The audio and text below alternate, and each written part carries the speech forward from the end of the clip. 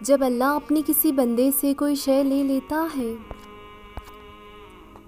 یا تو اس سے بڑھ کر بہترین شے عطا فرماتا ہے یا اسی شے کو انتہائی خوبصورت طریقے سے واپس لوٹا دیتا ہے، جیسے انتہائی خوبصورت انداز میں لوٹایا تھا اس نے یوسف علیہ السلام کو یعقوب علیہ السلام کے پاس۔ اور ساری بات دعا اور صبر اور توکل کی ہی تو تھی۔ یعقوب علیہ السلام نے اللہ سے امید لگائی اور اللہ نے ان کے لیے معجزہ کر دیا۔ تم بھی اس رب سے امید لگا کر دیکھو، یا تو وہ بہتر لے کر تمہیں بہترین سے نواز دے گا یا تو بہتر کو بہترین بنا کر بہت خوبصورت انداز میں تمہارے پاس لے آئے گا۔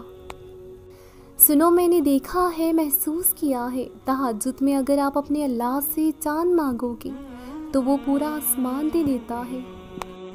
جب اللہ تعالیٰ چاہتا ہے کسی بندے سے دوستی کرے تو اس کی زبان پر اپنا ذکر اور دل پر اپنی فکر کے دروازے کھول دیتا ہے۔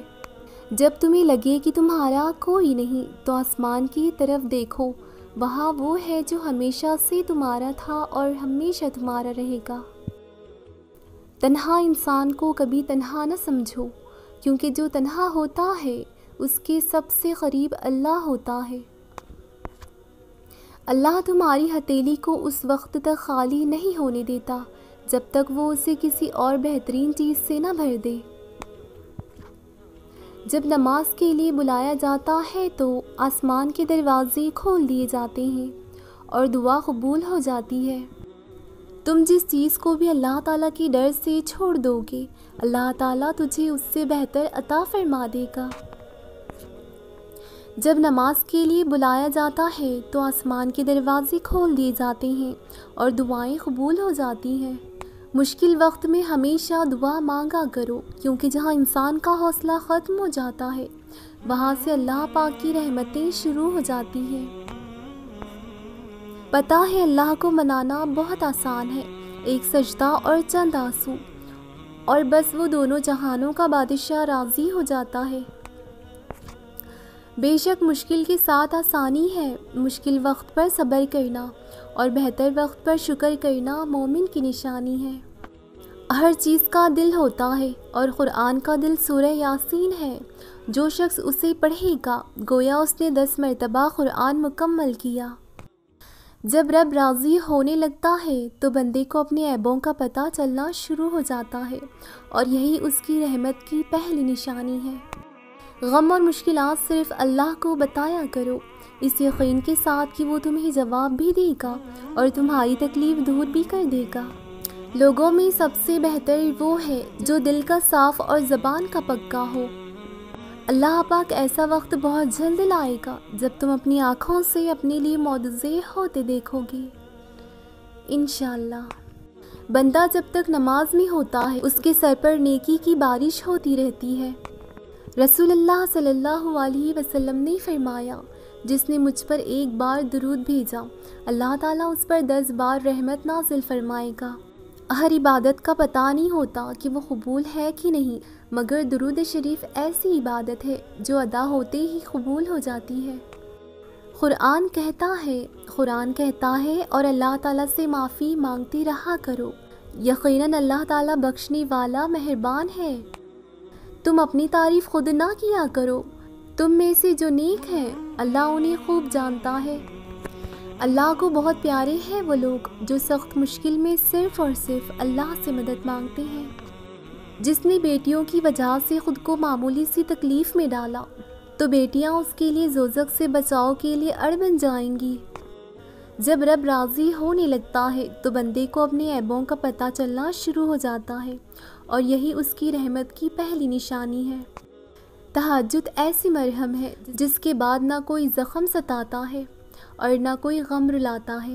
شخص وضو کرے اور خوب اچھی طرح وضو کرے تو اس کی خطائیں اس کے جسم سے نکل جاتی ہیں، حتیٰ کہ اس کے ناخن کے نیچے سے بھی نکل جاتی ہیں۔ حالات اگر برے ہوں تو یقین رکھنا چاہیے، کیونکہ خدا جب کچھ لیتا ہے تو اس سے بڑھ کر نوازتا ہے۔ رسول اللہ صلی اللہ علیہ وسلم نے فرمایا، جس نے سورۃ البقرہ کی 2 آخری آیتیں رات میں پڑھ لیں وہ اسے ہر آفت سے بچانے کے لیے کافی ہو جائیں گی۔ سب کچھ اللہ پر چھوڑ دو، کیونکہ اللہ کا فیصلہ ہی حق کا فیصلہ ہوتا ہے۔ جو انسان یہ سمجھتا ہے کہ اللہ جو کرتا ہے وہ ہمارے لیے بہتر ہوتا ہے، وہ کمال کا ایمان رکھتا ہے۔ دعا کے سوا کوئی چیز تقدیر کو نہیں ٹال سکتی، اور نیکی کے سوا کوئی چیز عمر میں اضافہ نہیں کر سکتی۔ رسول اللہ صلی اللہ علیہ وسلم نے فرمایا، بے شک اللہ تعالیٰ نرمی کرنے والا ہے اور سارے کاموں میں نرمی کو پسند فرماتا ہے۔ خدا پر بھروسہ رکھو، خدا پر بھروسہ رکھو اس بچے کی طرح جس کو اگر ہوا میں اچھالا جائے تو وہ ہنستا ہے، ڈرتا نہیں، کیونکہ وہ جانتا ہے مجھے پیار کرنے والا کبھی گرنے نہیں دے گا۔ حضرت یوسف علیہ السلام جب 32 سال بعد اپنے باپ سے ملے تو باپ بیٹا گلے لگ کر اتنا روئے کہ بے ہوش ہو گئے، پھر اٹھے اتنا روئے کہ بے ہوش ہو گئے۔ حضرت جبرائیل علیہ السلام نے اللہ سے پوچھا، یا اللہ اتنی محبت بھی کوئی کسی سے کرتا ہے؟ اللہ نے فرمایا، اے جبرائیل میں امت محمدی کی ہر فرد سے اس سے زیادہ 70 گنا محبت کرتا ہوں۔ اللہ کے نزدیک جس انسان کی عزت جتنی زیادہ ہوتی چلی جاتی ہے اس کا امتحان اسی قدر سخت ہوتا چلا جاتا ہے۔ نماز کی فکر اپنے اوپر فرض کر لو، خدا کی قسم دنیا کی فکر سے آزاد ہو جاؤ گے اور کامیابی تمہارے قدم چومے گی۔ بندہ اپنے رب کے سب سے زیادہ قریب اس حالت میں ہوتا ہے جب وہ سجدے میں ہوتا ہے، لہٰذا اس میں کثرت سے دعا کرو۔ تم وہ مانگتے ہو جو تمہیں اچھا نظر آتا ہے، مگر اللہ تو وہ دیتا ہے جو تمہارے لیے بہترین ہوتا ہے۔ اپنے سر کو صرف اللہ کے سامنے جھکاؤ، پھر دیکھنا اللہ تمہیں کسی کا محتاج بننے نہیں دے گا۔ میرے نبی صلی اللہ علیہ وسلم کا چہرہ اتنا نورانی ہے، بن دیکھے یہ دنیا دیوانی ہے۔ جب تم بغیر کسی وجہ سے خوشی محسوس کرو تو یقین کر لو کوئی نہ کوئی کہیں نہ کہیں آپ کے لیے دعا کر رہا ہے۔ جو دل دوسروں کی تکلیف دیکھ کر بے چین ہو جائیں تو جان لو کہ اس دل میں اللہ رہتا ہے۔ جب تھک جاؤ تو اللہ کے سامنے جھک جایا کرو، کیونکہ لوگ تھوڑی سی غلطی پر چھوڑ جائیں گے لیکن اللہ تھوڑی سی عبادت پر بھی تھام لیتا ہے۔ اللہ سے عشق میں ایک وقت وہ بھی آتا ہے، دعا تو بہت دور کی بات ہے، انسان تو صرف سوچتا ہے اور اللہ نواز دیتا ہے۔ قرآن کہتا ہے، اور جلدی آپ کا رب آپ کو اتنا دے گا کہ آپ خوش ہو جاؤ گے۔ رسول اللہ صلی اللہ علیہ وسلم نے فرمایا، اللہ تعالیٰ جس کے ساتھ بھلائی کا ارادہ فرماتا ہے اسے دین کی سمجھ عطا کر دیتا ہے۔ جس آدمی کو غصہ آئے اور وہ یہ کہے اعوذ باللہ، میں اللہ کی پناہ چاہتا ہوں، تو اس کا غصہ ٹھنڈا ہو جائے گا۔ جب درد بڑھنے لگے اور کچھ بھی سمجھ نہ آئے تو اپنے رب کی طرف چلے جاؤ، کیونکہ دل کا سکون تو بس اسی کی یاد میں ہے۔ اور جب قرآن پڑھا جائے تو اسے پوری توجہ سے سنو۔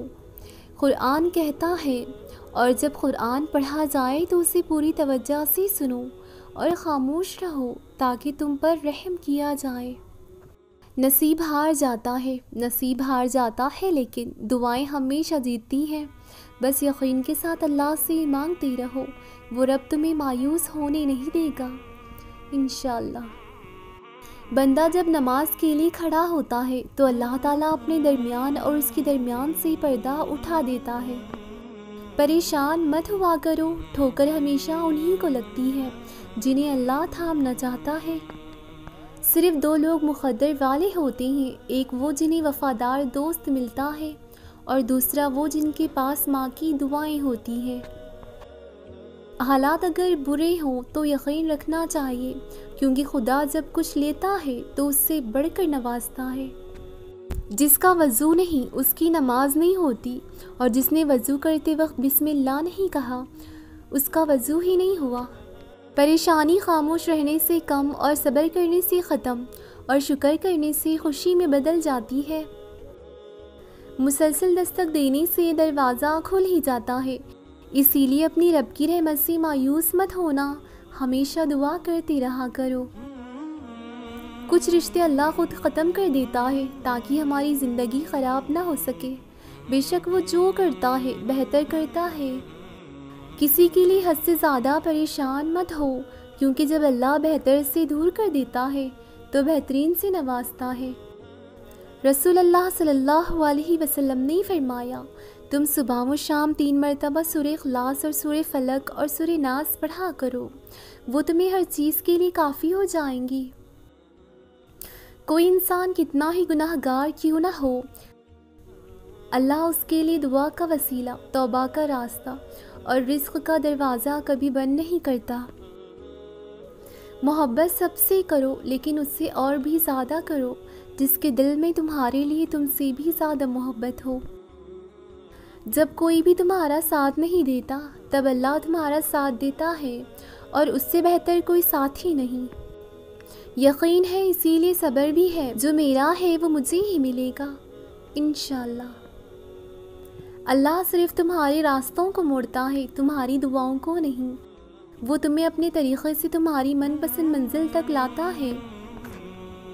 جب دعا کرتے وقت تمہاری آنکھوں سے آنسو آنے لگ جائیں تو سمجھ جانا تمہاری دعا بارکہ الہی میں قبول ہو چکی ہے۔ بے شک اللہ صبر کرنے والوں کے ساتھ ہے۔ جو تکلیف اللہ کی یاد دلائے وہ تکلیف نہیں، اللہ کی نعمت ہے، ہر اس چیز کو تو